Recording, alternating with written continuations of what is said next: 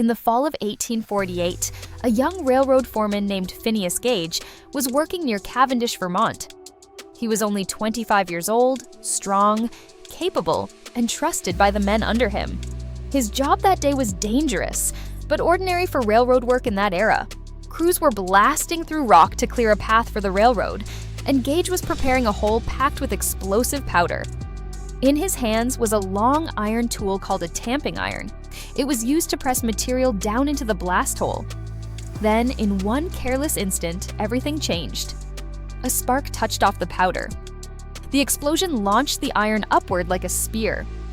It entered through the side of Gage's face, passed behind his eye, tore through the front part of his brain, and came out through the top of his skull.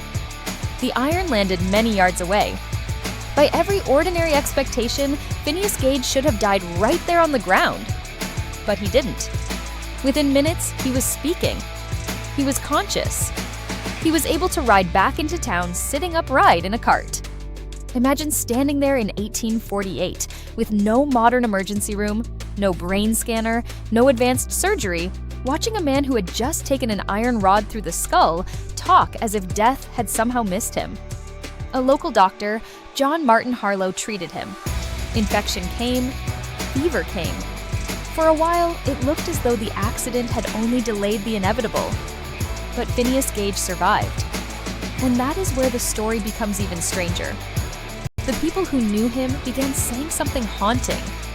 Gage was alive, but he was not the same man. Before the accident, he had been described as responsible, steady, and dependable.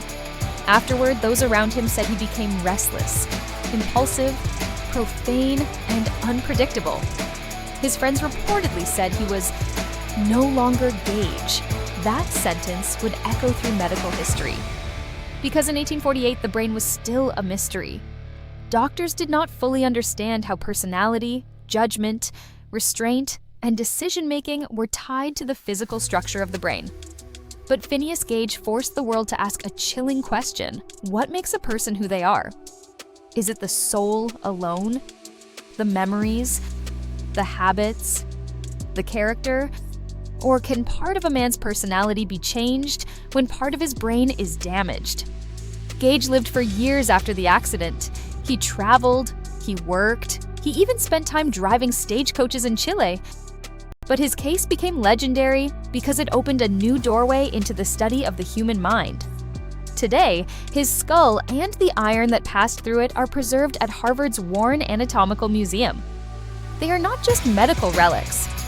They are evidence from one of the strangest survival stories ever recorded.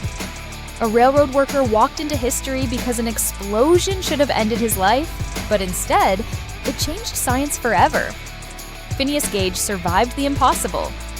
But the mystery that made him famous was not simply that he lived. It was this: the body survived, but who came back?